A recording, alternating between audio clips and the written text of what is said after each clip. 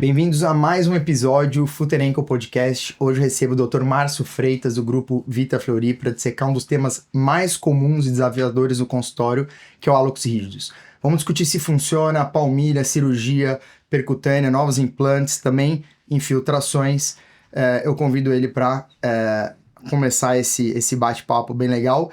Não vou esquecer também de agradecer os nossos apoiadores, nesse episódio especificamente a IOMED como apoiador master dessa conversa. Bem-vindo, Dr. Márcio. Obrigado, Gabriel. Prazer estar aqui. Parabéns pela iniciativa. Acho importante a gente poder dividir parte do conhecimento que a gente acaba construindo durante mais de 30 anos aí de carreira. E acho que é uma oportunidade da gente conversar sobre hálux rígido, que é uma patologia muito frequente, especialmente em consultório. Perfeito. Os nossos telespectadores, a maioria são médicos, ortopedistas, mas a gente também tem pacientes, né? Hálux rígidos, para quem não sabe, é uma artrose na articulação do dedão que cursa com dor e perda de movimento. Você acha que faz sentido? Você trata conservador esse paciente? Como que é a sua primeira abordagem, assim? Vamos dizer, num caso mais leve, né? Que ainda a conduta é um pouco discutível. Como que é a sua primeira abordagem nesses casos? Eu acho que alguns pontos são interessantes a gente conversar. Primeiro que é uma artrose que acontece frequentemente numa população jovem. Então, o fato de você ter hálux rígidos, uma artrose no seu dedão do pé, não significa que você tem um processo degenerativo sistêmico. Existem pessoas de 30 e poucos anos com hálux rígido, e existem pessoas de 60 anos com hálux rígido.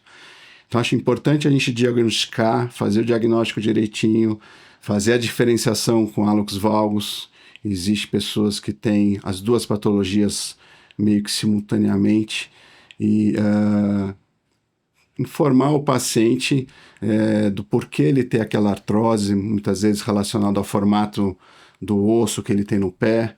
Existe uma predileção congênita grande. Uhum. Então, há trabalhos falando em 2/3 das pessoas que têm hálux rígido teriam antecedentes familiares de hálux rígido. E eu vejo que às vezes você fala em artrose para as pessoas, elas falam, nossa, mas artrose, eu tenho 30 anos, como assim? Não tem a ver com o tipo de atividade física que faz. Uma pessoa que joga futsal, por exemplo, é uma pessoa que tem traumas de repetição nessa região. E tem a ver com essa coisa genética, tem a ver com o formato do osso do pé. Então, assim, tem algumas variáveis além de uma artrose simples do ponto de vista biológico, no sentido de ser uma coisa do envelhecimento. Não é, né?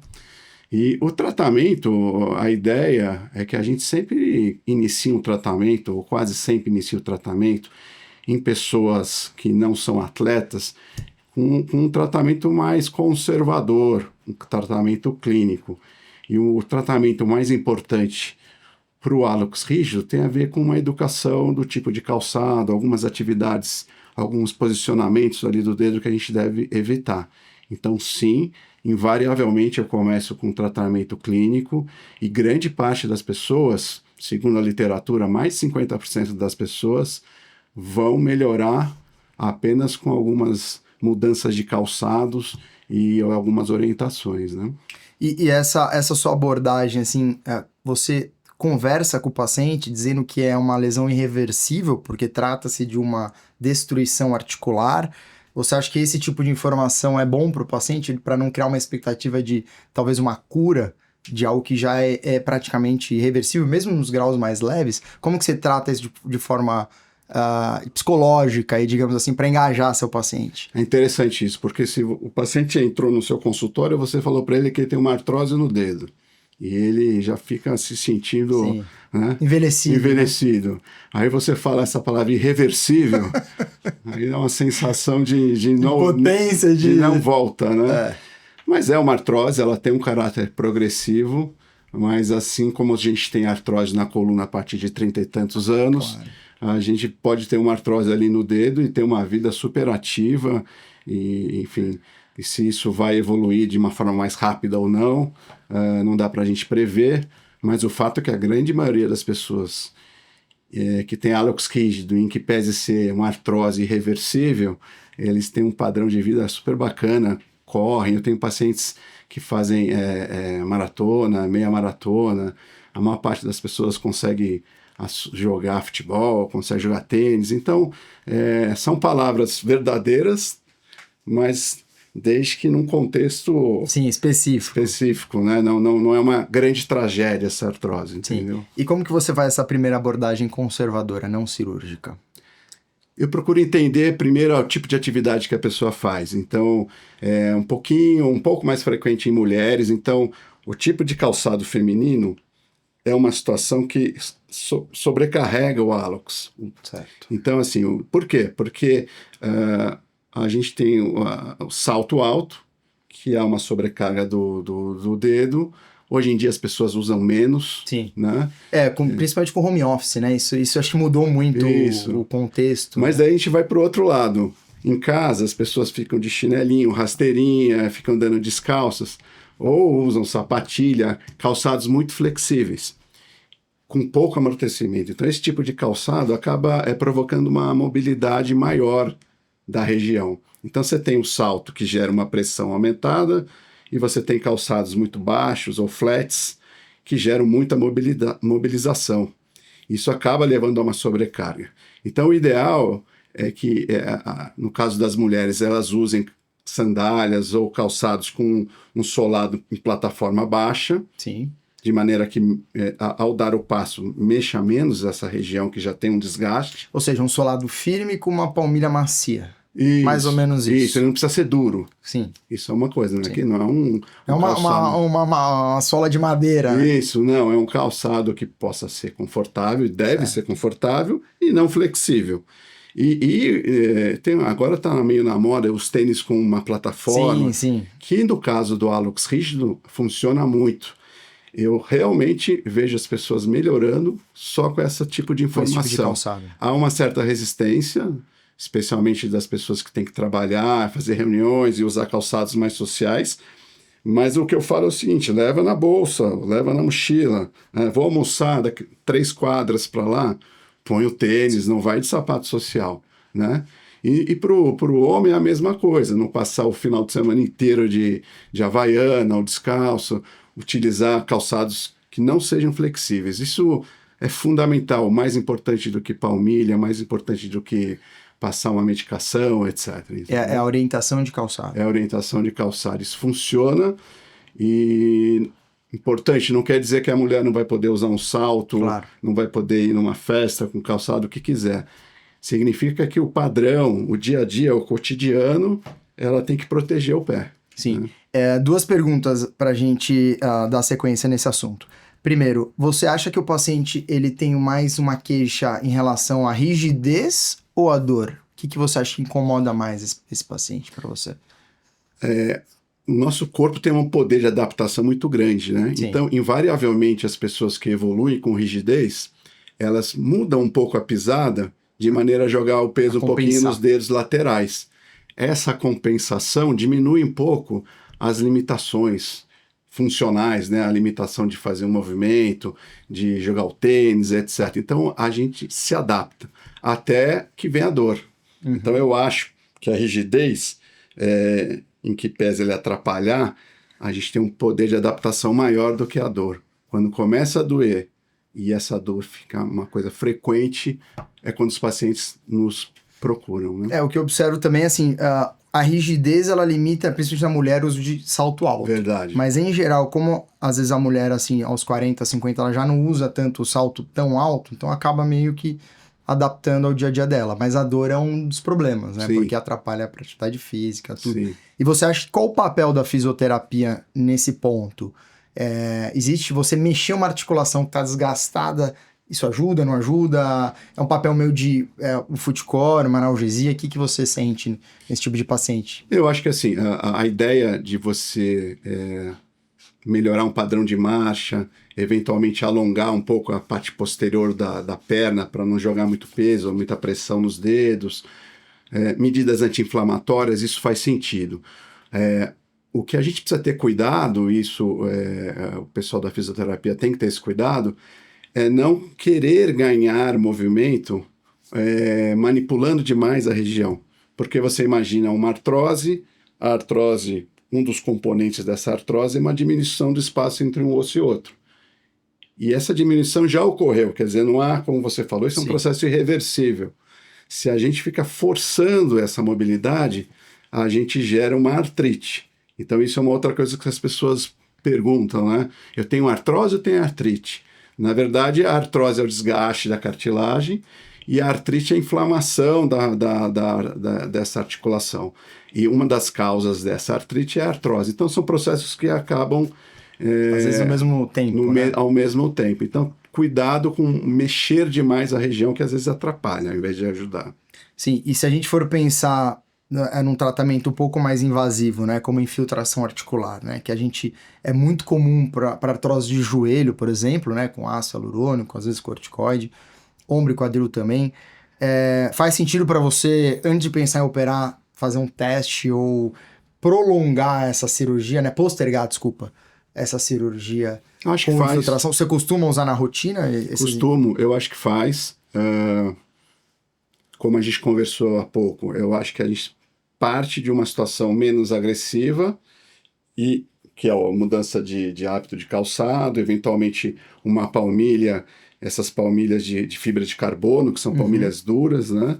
Eu não uso muito porque às vezes eu tenho a sensação que alguns pacientes com um pouquinho mais de atividade física, eles acabam quebrando a palmilha muito precocemente. Mas, assim, um padrão de paciente que não faça tanta atividade, eu acho que é possível usar por dentro do tênis uma palmilha bem fininha, que é de fibra de carbono, e que, por ser de fibra de carbono, ela é rígida e faz o papel, movimento. Exatamente, de um solado rígido. Em relação à infiltração, seria o próximo passo. O paciente não melhorou, continua bastante limitado, eu acho que faz sentido. Existe, do ponto de vista de literatura, trabalhos falando de ácido hialurônico. Há mais tempo a gente usa corticoide. Se tem um paciente com uma artrose não tão grave, ou seja, ainda tem um pouquinho de espaço articular, etc., eu falo, olha, vamos fazer uma infiltração. A literatura, do ponto de vista do resultado, alguns trabalhos falam super bem, outros não. Provavelmente é uma situação paliativa, para que você fique melhor aí, e, como você disse, para postergar uma eventual cirurgia, mas tem pacientes que ficam meses bem com isso, né? Lembrar que infiltração, a gente hoje em dia tem a possibilidade de fazer isso em ambulatório, em consultório, guiado com ultrassom, com agulhas que não são grossas, enfim, não é um procedimento. Às vezes a pessoa, nossa, vou infiltrar o dedo do pé. Não é uma coisa de outro mundo, dá para fazer uma anestesia com uma agulha bem fininha, e isso dá para fazer em consultório tranquilamente. É uma possibilidade. A minha experiência com infiltração, né, em hálux rígidos, eu tenho um conceito biológico que quando você tem uma artrite, eu devo primeiro introduzir o corticoide para diminuir o processo inflamatório e depois eu faço uma outra infiltração com ácido hialurônico, que são componentes biologicamente diferentes, né? E acho que quanto pior a artrose, o efeito é menor, seja lá corticoide ou ácido hialurônico, e muito menor com ácido hialurônico, né? Então, assim, se você tem uma artrose muito avançada, talvez o ácido hialurônico faça efeito, assim, muito pequeno, né? E em relação ao ultrassom, eu acho que ele não é essencial porque é muito subcutâneo, mas ele dá um conforto que você foge do osteófito. Que quando você coloca a agulha e bate no osteófito, dá uma dor, às vezes, para o paciente que é extremamente desconfortável. Então eu vou no ultrassom, faço anestesia local com uma agulha de insulina, 1 ml de estilo, e depois infiltro na articulação, seja com corticoide ou... Acho que faz sentido. Eu acho que faz sentido. Agora,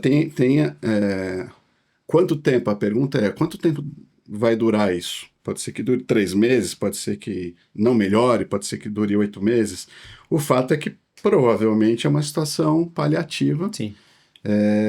Até a resolução, eventualmente, para esses pacientes que têm uma dor já crônica, e uma dor que com uma intensidade, na verdade a intensidade ela não é muito alta no sentido de ser uma dor absurda, que a pessoa morre de dor, mas é uma dor que limita, é uma dor que impede atividades do dia a dia, a pessoa não consegue mais fazer o esporte que gosta, percebe que está pisando do lado de fora do pé, supina o pé e começa a ter dores parte lateral. secundárias, dores por uma postura antálgica. Então, eu acho que faz sentido, sim, desde que essa conversa, Exato.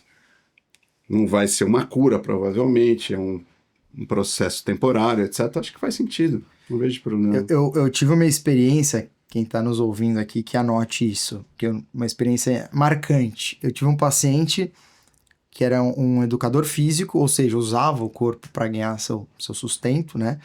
E ele tinha um hálux rígidos, digamos, intermediário, e eu fiz uma infiltração com ácido hialurônico. O problema da articulação metatarsiônica é que ela é pequena, e eu coloquei, se não me engano, 2 ml de ácido hialurônico. Fez uma sinovite, eu acho, por pressão, e esse paciente ficou assim com 2 a 3 meses de dor. Então, se você for fazer uma infiltração com ácido hialurônico, eu recomendo usar ultrassom ou o corticoide e não colocar muito volume, porque é uma articulação pequena. É verdade. E o ácido hialurônico, ele é muito viscoso, né? Então, ele acaba realmente ficando lá dentro. Bom, vamos passar para a parte de cirurgia, né? Que é o que a gente gosta bastante aqui, né? Vamos lá, se a gente for olhar hálux rígidos, como que você define a sua cirurgia? Você vai pelo grau de mobilidade, você vai pelo raio-x, classificação de Coughlin? Qual que é o seu... para você decidir qual técnica usar? A pergunta no meu dia a dia é a seguinte: o quanto isso está te incomodando? Tá. Olha, me incomoda porque eu fui num casamento e doeu muito. Pô, mas uma coisa esporádica, talvez não valha a pena. Tá me incomodando muito. Aí já fizemos uma infiltração, já mudou o hábito de calçado, aí começamos a conversar sobre cirurgia. E há uma gama de procedimentos cirúrgicos, porque é uma gama de apresentações clínicas. Sim. Então, a classificação de Coughlin é muito interessante porque ela junta o aspecto clínico com os aspectos radiográficos. E por isso, essa classificação provavelmente já deve ter há uns 20 anos, mais ou menos, essa classificação, porque antigamente era só classificação do raio-x, né? Hoje em dia é importante porque aquilo, né? Não há uma Você tem paciente com uma artrose grave no raio-x que muitas vezes tem dor, né? Exatamente. É muito louco isso. Então, é importante não só olhar o raio-x, obviamente, ver a parte clínica. E associação clínico-radiográfico, né? Que o pessoal fala. Exatamente. Você tem um raio-x que não bate com a clínica, às vezes. E, assim, nesse momento, uma dor que já é uma dor de algum tempo e uma dor que limita a pessoa, eu costumo falar sobre cirurgia. Tá. Agora, como operar, o que fazer na cirurgia, né? Então, a gente tem desde a possibilidade de uma cirurgia menor, que é a ressecção da proeminência dorsal ali, dos osteófitos dorsais, que são as quelectomias, até a artrodese. Né? São os extremos ali. São os dois extremos. E artrodese. O legal da quelectomia, digamos assim, que é um procedimento menos agressivo, é um procedimento com uma recuperação mais rápida. A quelectomia, ao ressecar os osteócitos dorsais, é possível fazer isso de forma percutânea, até com uma certa facilidade do ponto de vista de técnica. Mas assim, a gente tem que ter muito cuidado com a quelectomia, porque o paciente quer fazer uma quelectomia, porque é mais simples, ele volta a jogar o seu tênis, o seu futebol, volta a correr antes. Só que a minha experiência é que frequentemente, ou quase sempre, quem tem osteófitos grandes dorsais e tem dor já há algum tempo que justifica operar, essa pessoa já tem um certo grau de artrose que eventualmente ao tirar os osteócitos você dá mais mobilidade e piora os sintomas. Isso já aconteceu comigo. Você está atrapalhando o que seu corpo está tentando ajudar. É isso? Exatamente. Você está atrapalhando. Por que isso? Porque ele tem um movimento restrito exatamente porque a cartilagem está ruim. Vamos dar mais movimento. Eventualmente, se já houver uma lesão de cartilagem maior, você vai piorar os sintomas. Aí você vai ouvir a frase do paciente, que é uma das frases que mais machucam, né? Me arrependi de ter operado. Então, e você também, né? Você fala, me arrependi de ter te operado, né? Então, acho que tem que ter cuidado. Hoje em dia é mais frequente a gente ressecar, na minha experiência, fazer a quelectomia e fazer mais alguma coisa, né? E você tem feito hoje a quelectomia percutânea ou aberta? Eu tenho a felicidade de trabalhar com um grupo entre as pessoas que trabalham comigo, você. E eu tenho aprendido a cirurgia percutânea. Eu acho que faz sentido fazer a cirurgia da ressecção dos osteócitos por via percutânea, né? Não faz muito sentido. E você diminui a incisão, acelera a reabilitação e a mobilidade, né? Que você quer que mexa o mais rápido possível. Exatamente. Né? Então, com uma incisão menor dor, talvez você tenha esse efeito. E você sempre associa Moberg? Ou não? Não faço muito Moberg. Existe assim alguma coisa desse jeito. A artrodese é a cirurgia ouro no extremo da artrose.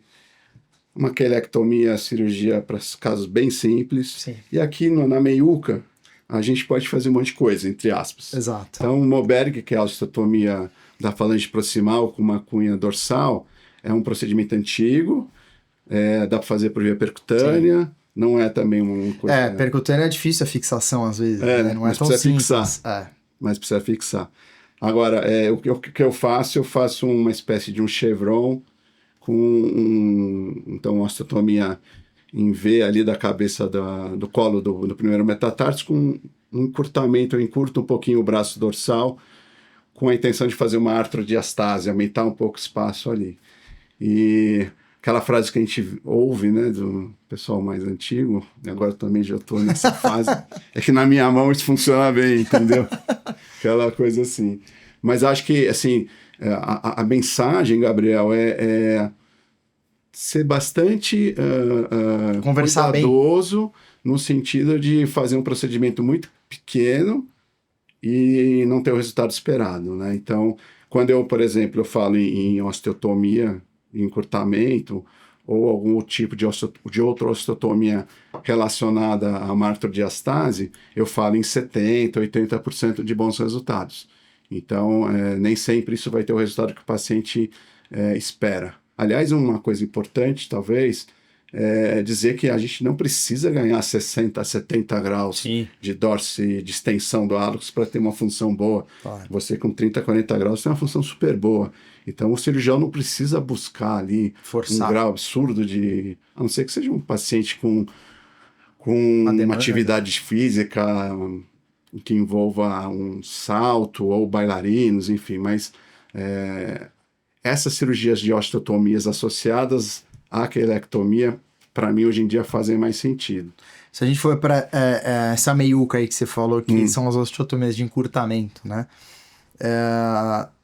A gente tem percutâneo, tem o Waterman, que eu confesso que eu já fiz vários casos e eu acho que é um resultado bom, que aí você muda a inclinação distal e o fixa muito tranquilamente.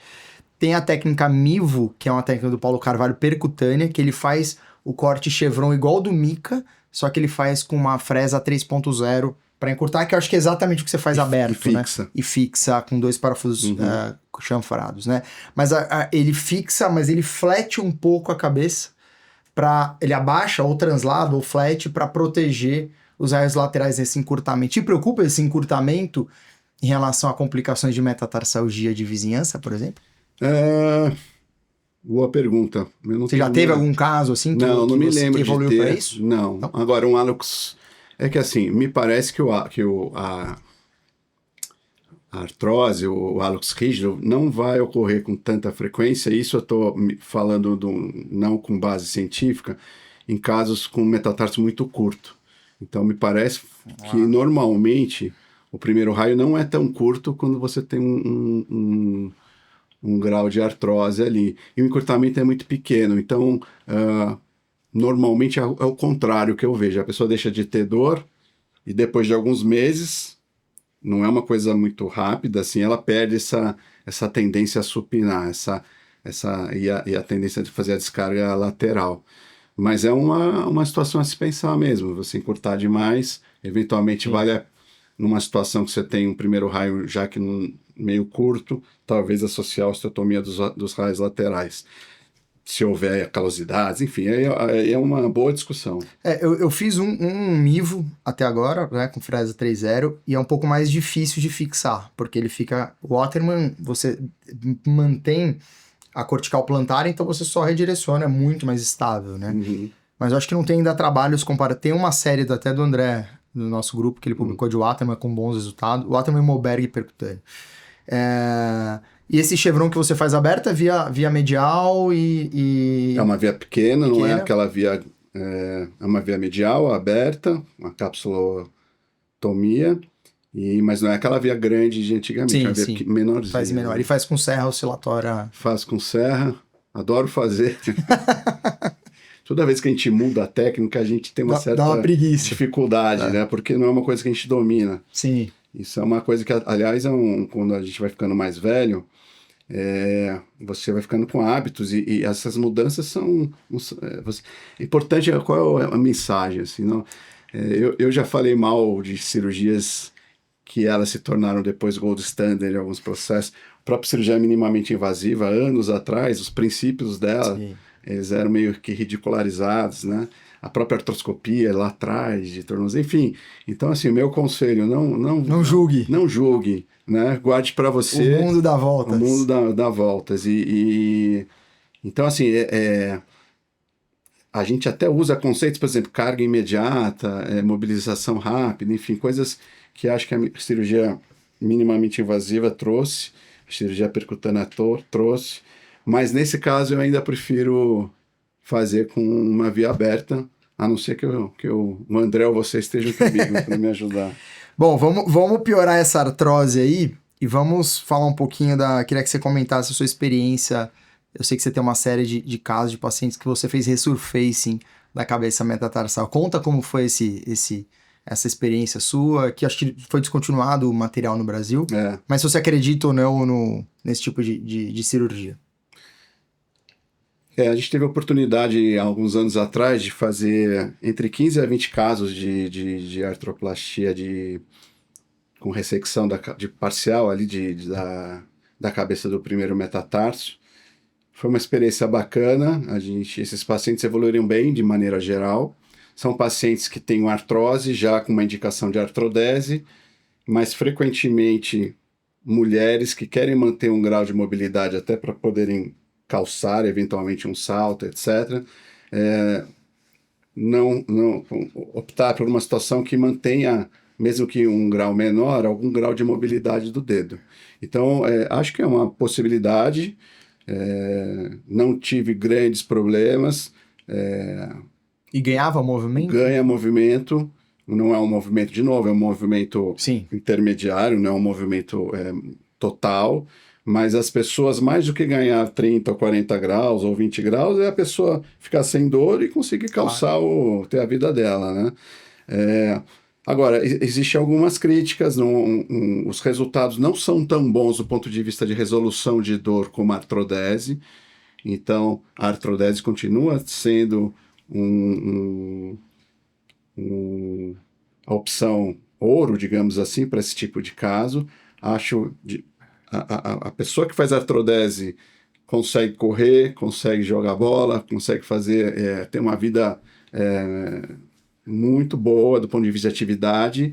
A mulher consegue calçar uma sandália com salto baixo, não é que tem que andar com sapatos flats o tempo todo, mas um salto alto não consegue. Nesses casos, desde que, de novo, você fale com o paciente, acho que é uma opção. Os pacientes evoluíram bem. Do ponto de vista de funcionamento, de biomecânica, eu não percebia um movimento centralizado no eixo da circunferência da cabeça do primeiro metatarso. Me parecia que a gente estudava, ele fazia alguma coisa, uma espécie de uma translação junto com a rotação. Entendi. Você achava que o movimento biomecanicamente era diferente. Você não consegue reconstruir o movimento de uma forma totalmente fisiológica. E a artrose, ela não é um lado só, né? Isso é uma outra crítica ao resurfacing, quer dizer, em que pese a artrose ser maior na cabeça do primeiro metatarso, já existe artrose na base da falange proximal. Então, várias vezes eu fazia, colocava ali o resurfacing, mas olhava ali na falange e tinha muita artrose ali já. Então, o que a gente fazia? A gente acabava fazendo uma capsulotomia. Em vez de fazer uma capsulotomia, a gente fazia uma via dorsal. Ao invés de fazer uma capsulotomia reta, a gente fazia uma barriguinha aqui e essa barriguinha a gente interpunha e punha uma âncora, de maneira a funcionar. É uma mistura da prótese com artroplastia de interposição, que é uma coisa que a gente não falou muito, mas é uma possibilidade. Você pode interpor cápsula, você pode interpor extensor curto do hálux, você pode usá-lo o enxerto, você tem outras opções, né? Então, mas assim, essas interposições também é um outro capítulo, é uma coisa antiga, não é uma coisa nova, e a princípio são cirurgias que funcionam, mas que tem um tempo de meia-vida não muito... começa a perder a qualidade da cirurgia com o passar dos anos. Mas assim, acho uma possibilidade, né? Existem vários desenhos de Pois prótese. Atualmente, né, fazendo uma pesquisa rápida, a gente tem uma prótese que é de silicone, tá? Que você ganha movimento, e tem, acho que o Brasil não tem ainda, mas tem uma prótese total metatarsalângica, acho que tem uma empresa da Alemanha que fornece. Você acha que isso tem espaço? Essa prótese silicone que já tem no mercado brasileiro? Então, como eu acabei de falar, não vamos ser abertos, né? Não vamos falar mal. Mas assim, eu faço... Existem algumas situações que são desafios, né? E eu acho que essa região é uma região de pequeno estoque ósseo. Então, e é uma região com extrema pressão. Então, onde você faz um movimento de desprendimento dos dedos, há muita pressão nessa articulação.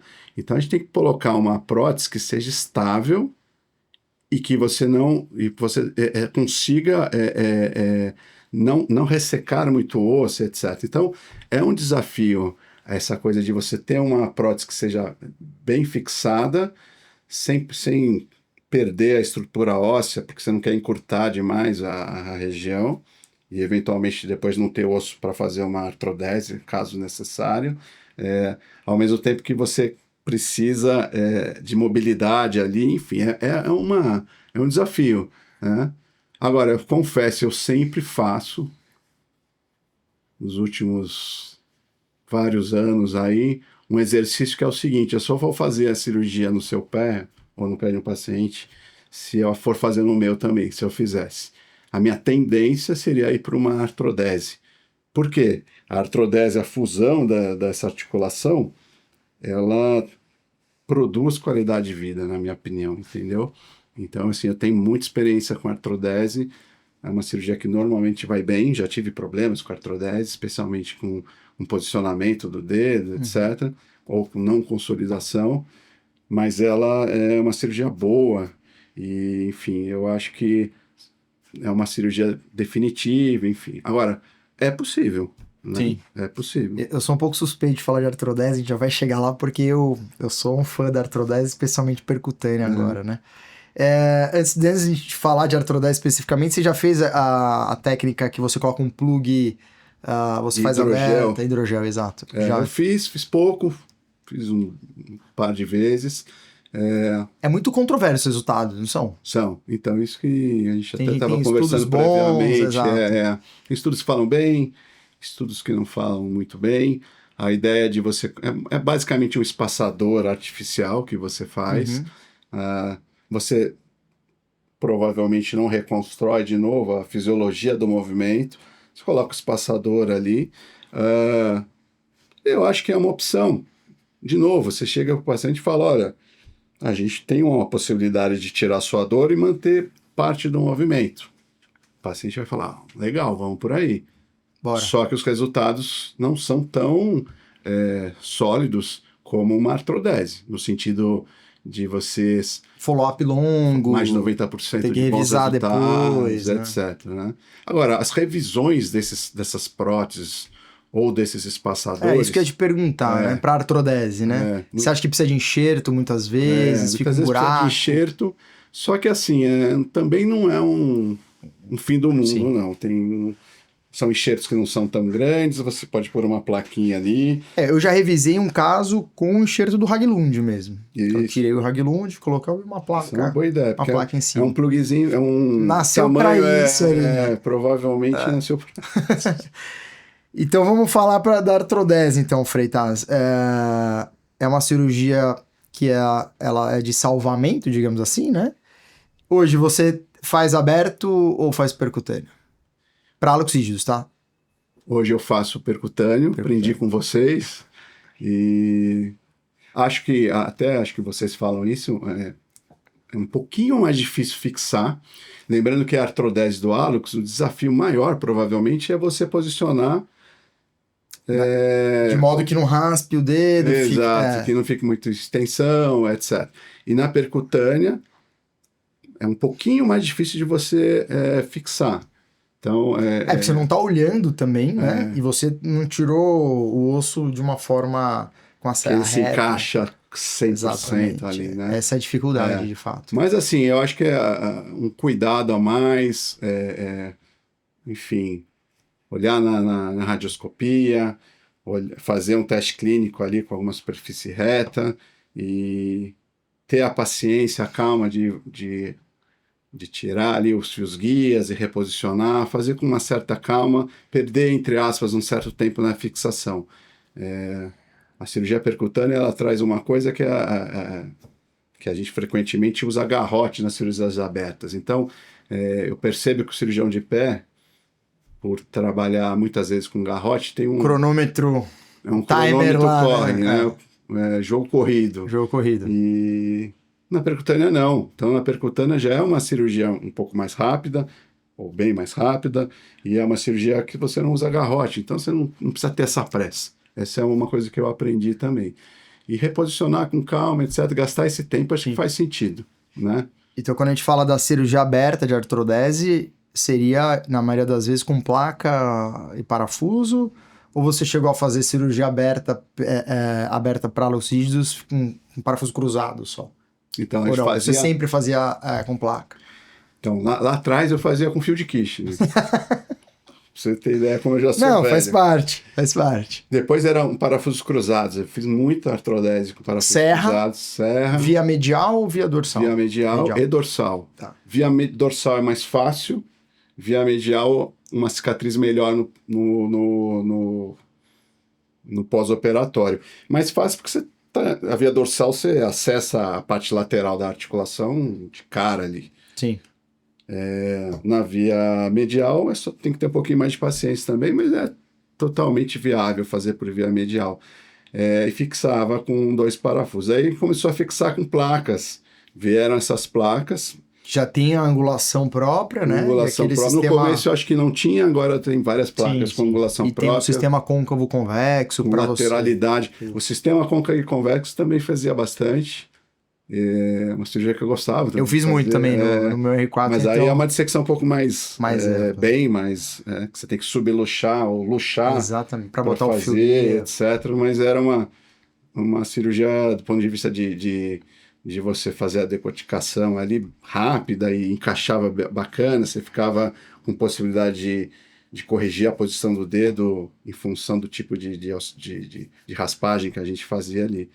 Mas acho que hoje em dia, a placa, depois da placa veio a placa e o parafuso plantar. Uhum. Depois veio a comprimindo, placa, né? Com a intenção, porque assim, a gente pensando na ideia de tensão e compressão, teoricamente seria melhor para a placa plantar, né? Porque a tensão na articulação é plantar.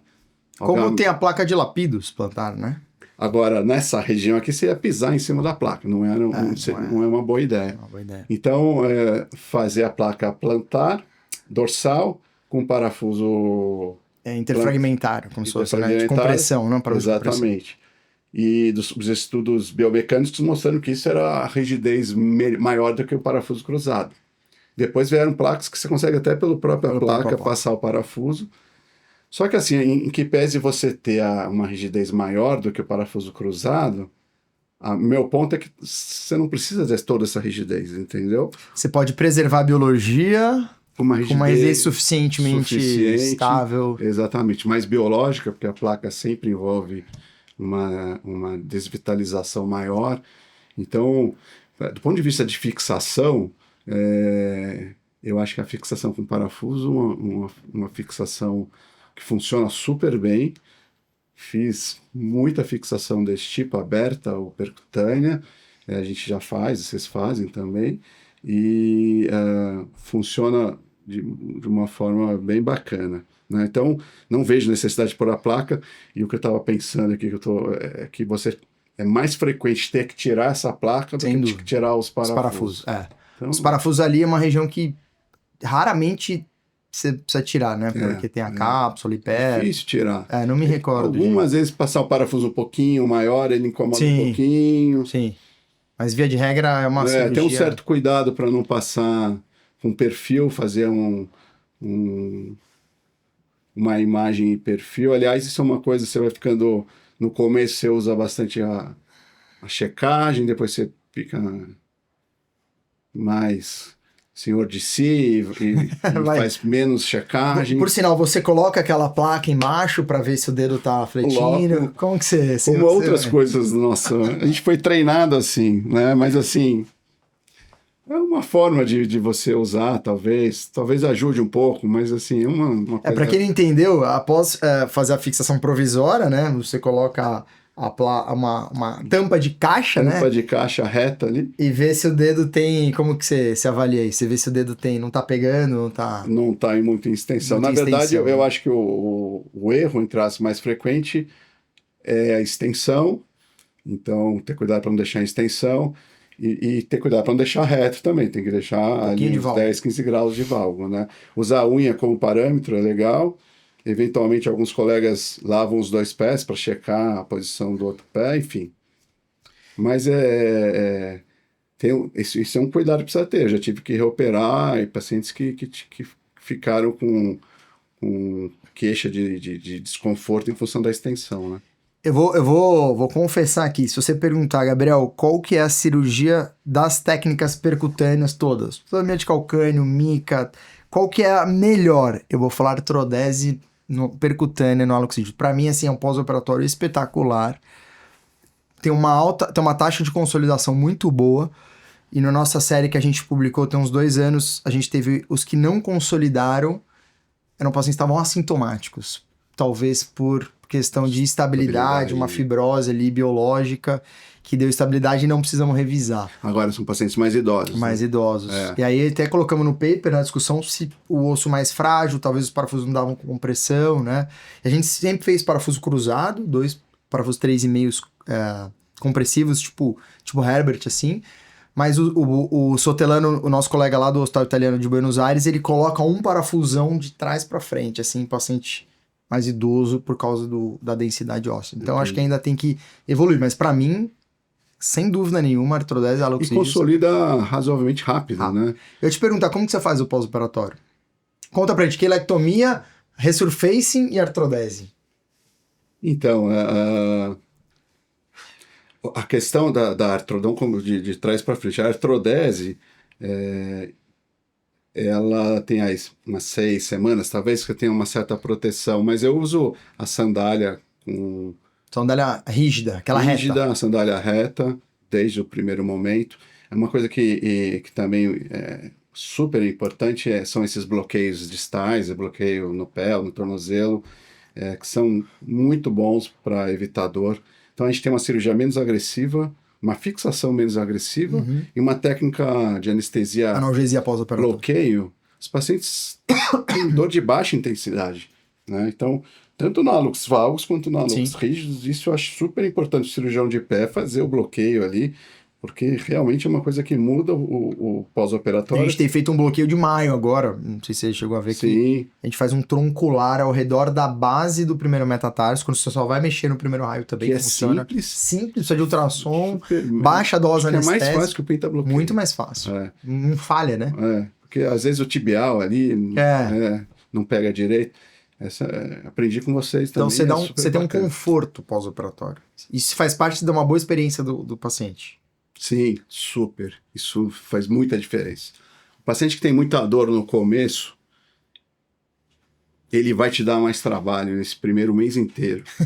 O paciente que operou e não tem dor, aquela dor que ele está esperando, ele já chega no retorno com um sorriso no rosto, entendeu? Então faz muita diferença, né?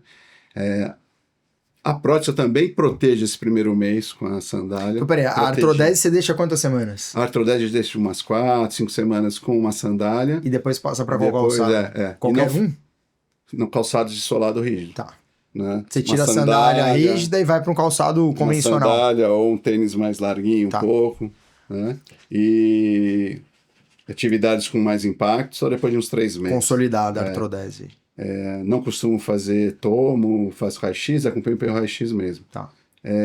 Resurfacing você fazia O como? resurfacing, acho que a diferença maior era a questão de mobilidade, então existia uma preocupação minha de fazer fisioterapia. Mesmo com a ferida recente? Não, depois de uns 10 dias... Você esperava? Não pode esperar muito, não. Pois é. E aí você fica entre a cruz e a espada, né?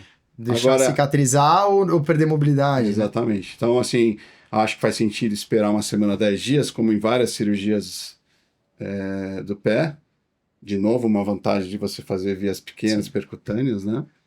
E, então, não acho que tenha necessidade de mobilizar na primeira semana, mas também não vou mobilizar com 4 semanas. Então, segunda, terceira semana, no caso das artroplastias, faz sentido fazer uma mobilização intermediária, né? Ficar muito perto do físio, não é um tipo de cirurgia que os fisioterapeutas têm muito contato. Então, eu me lembro que eu não estava mais muito preocupado com a carga, mas estava preocupado com a mobilidade. E eu sempre tive uma preocupação, acho que isso é uma informação bacana também, de você conversar com o fisioterapeuta. Esse caso vão mobilizar mais, esse caso vão mobilizar menos, etc. Né?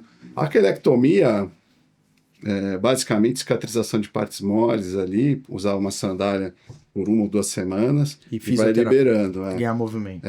Agora, a fisioterapia, de novo, acompanhar de perto, que a mobilização em excesso ali acaba provocando inflamação e dor, né? Certo. Então, tem que ter um certo cuidado. A minha impressão é que fisioterapia para cirurgias de dedo, o fisioterapeuta tem que ter muito cuidado do ponto de vista de ganhar mobilidade, de soltar aderências, coisas desse tipo. Às vezes a gente fica manipulando muito o sítio cirúrgico do hálux ou dos dedos laterais e isso acaba perpetuando um processo inflamatório. Eu tenho essa impressão.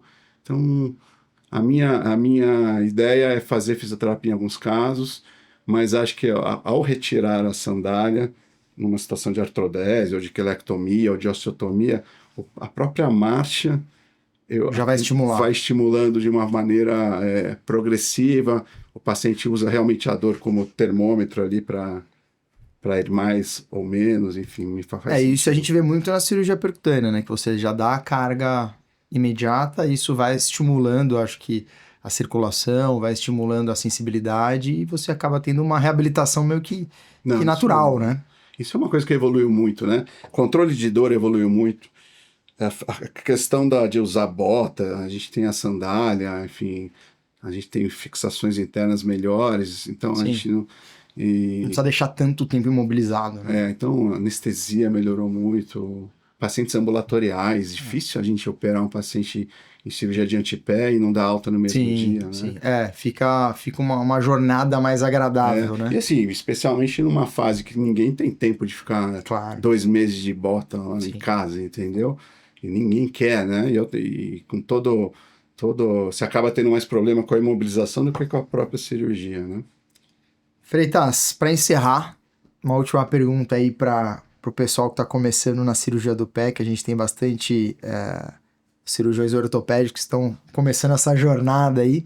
Qual que seria o conselho que você daria para a indicação aí do tratamento do hálux rígidos? Cirúrgico, o que você recomendaria para... Acho que algumas ideias, né? Até resumindo a nossa conversa. Esse recém-formado aí que está começando nessa jornada. Eu acho assim, primeiro, começar com tratamento clínico. Como eu disse, a dor nunca é tão intensa a ponto de você operar rapidamente em função de dor. Mais da metade das pessoas melhora com mudanças de hábito de calçado. Operar o paciente que você se convenceu que ele não melhorou com a alteração de sapatos, de calçados, e que ele está convencido, né? Operar pacientes pensando, pois, se fosse eu no lugar dele, eu gostaria de ser operado, né? Acho que fazer, não só cumprir os ângulos e as determinações técnicas dos artigos, dos livros, etc., mas pensar, se fosse eu operaria. Eu acho que isso é muito importante, essa empatia, não só no hálux rígidos, mas em todas, isso é um exercício que eu faço, me ajuda muito, porque algumas coisas na nossa área tem a ver com 2 milímetros, com 5 graus, enfim. E o lado humano, né? O lado humano é super importante, muito importante, até para você também não, o cirurgião é muito cobrado no pós-operatório, né? E a cirurgia de pé é uma cirurgia de meses. Você pega um hálux rígido, você vai acompanhar esse paciente de 3 a 6 meses. Você não vai acompanhar esse paciente 2 meses. Então, assim, o pé vai ficar inchado, demora para desinchar, vai demorar para pisar de uma forma mais alinhada, a pessoa voltar à atividade física não é tão rápido, enfim. A minha situação é de muita conversa, explicar as possibilidades, nem tudo é 100%, nada é 100% ali, muitas essas cirurgias da meiuca são cirurgias de 70%, 80%, eu diria, de bons resultados, e basicamente é isso. Acho que uma cirurgia de percutânea, eu acho que a tendência é a gente fazer percutânea, a tendência é a gente fixar hoje com parafusos, uma articulação pequena, não precisa de grandes sínteses, e é uma cirurgia que boa parte das vezes ela vai bem. Eu diria que é uma cirurgia que é uma cirurgia que os pacientes ficam satisfeitos e voltam às atividades de esporte, de calçado, no caso das mulheres, etc. Sem dúvida. Para você que está ouvindo sobre cirurgia percutânea, a gente falou bastante aqui no assunto, você tem que ter um treinamento para fazer isso, tá? É uma técnica muito diferente da cirurgia aberta, né? Um outro tipo de cirurgia, então procure estudar o assunto, procure fazer cadáver labs, né? Procure acompanhar alguém que já faça, porque você tem que saber como configura o motor, as peças de mão são instrumentais completamente diferentes da cirurgia aberta, né? Essa ideia de ter alguém do seu lado, que tem um pouco mais de experiência e que pode te dar algumas dicas e te ajudar em determinados cortes ali com as fresas, me ajudou muito, e até tenho a agradecer a você, ao Miguel enfim, ao grupo, esse trabalho em grupo que dá trabalho, mas também tem os benefícios. Bom, Freitas, obrigado aí Eu que agradeço, pela conversa. Foi uma conversa bacana, agradeço o convite, parabéns pelo esse novo projeto, e que dê muito certo, e que as pessoas possam aprender com você e com seus convidados. Parabéns. Obrigado mais uma vez. Vocês podem nos seguir @Footer&Ankle Podcast no Instagram e também no nosso canal no YouTube. Obrigado.